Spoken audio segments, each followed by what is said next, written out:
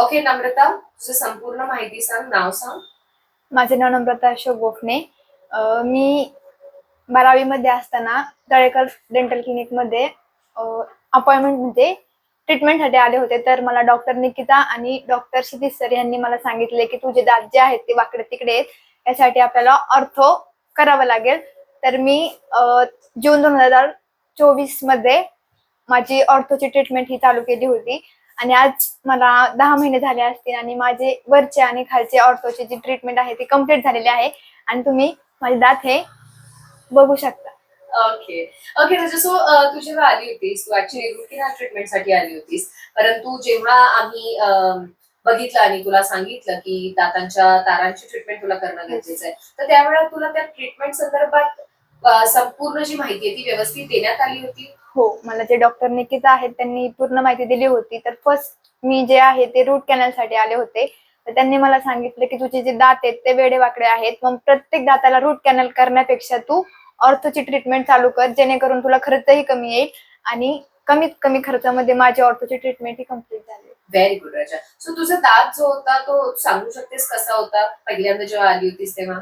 माझे फर्स्ट तर पहिला म्हणजे वरचे जे दात आहे त्यामधला एक दात जो आतमध्ये होता, त्यामुळे माझी स्माइल ही व्यवस्थित दिसत नव्हती. मला लोकांमध्ये नाही का हसू म्हणजे वाटत नव्हतं. तर आता मी कॉन्फिडेंटली हसू शकते आणि मी खूप आनंदी आहे. थँक्स राजा.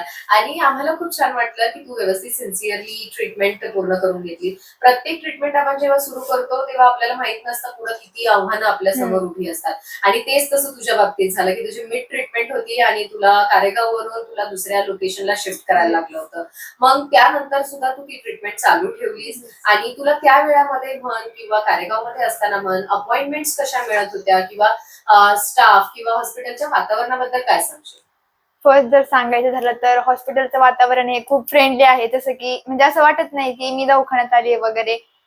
डॉक्टर निकिता असतील किंवा डॉक्टर क्षितिज सर असतील, यांनी सुद्धा खूप फ्रेंडली मला व्यवस्थित ट्रीटमेंट बद्दल सांगितलं, त्याबद्दल थँक्यू. ओके रजा. सो ट्रीटमेंटला येताना कधी असं वाटायचं की काय यार आपण ट्रीटमेंटला आलोय, की एक्साइटमेंट असायची त्यावेळेकडे क्लिनिकला यायची?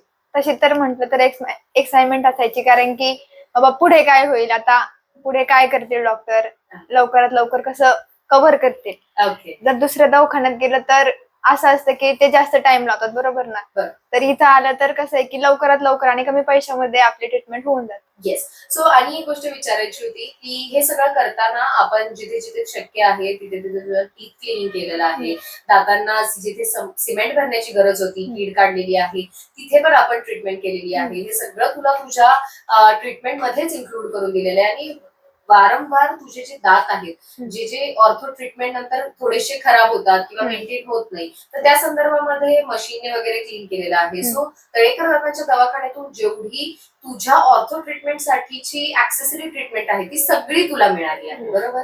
आणि आता तुझी सगळी ट्रीटमेंट पूर्ण झालेली आहे. तुला दातांच्या मागे एक तार लावण्यात आलेली आहे जी परमनंट रिटेनर म्हणतात. शक्यतो बाकीच्या ठिकाणी किंवा जिथे कुठे असेल त्याला एक टेम्पररी रिमुव्हेबल मटेरियल म्हणतात की ज्याच्यामधून तुमचं रिटेनर बनवलं जातं. परंतु आपल्याकडे कंपल्सरी सगळ्या पेशंट्सना परमनंट रिटेनर लावलं जातं, जेणेकरून त्यांच्याकडे त्यांची जी ट्रीटमेंट आहे ती कम्फर्टेबल राहावी. सारखं काढघालीचं असल्यामुळे ते आपण विसरू शकतो, कुठे दुसरीकडे ठेवून देऊ शकतो. बट ती तार सुद्धा मध्ये निघाली होती आपली, बरोबर.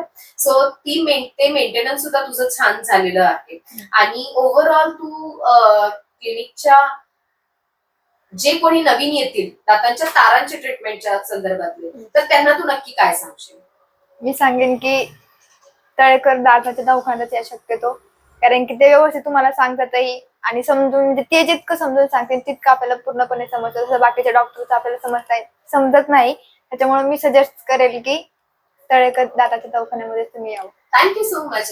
Thank you so much Namrata. आम्हाला खूप छान वाटलं आणि मी तुझा आधीचा फोटो पण माहितीये मला, तू कशी दिसायचीस आणि आता इतकी सुंदर दिसतीयस तू. खरंच खूप छान. आणि तुझी ट्रीटमेंट सुद्धा अप्रतिम झाली. आम्हाला तुझा कुठल्याही पद्धतीने आपण म्हणतो ना की कधी ना नाही आलं, तू अक्षरशः ज्या लोकेशन मध्ये तिथून पण ट्रॅव्हल बॅक करून तू काम केलंस आणि असे सिन्सिअर पेशंट्स आम्हाला हवे आहेत. And congratulations for your new smile. And thank you so much for trusting us. Thank you.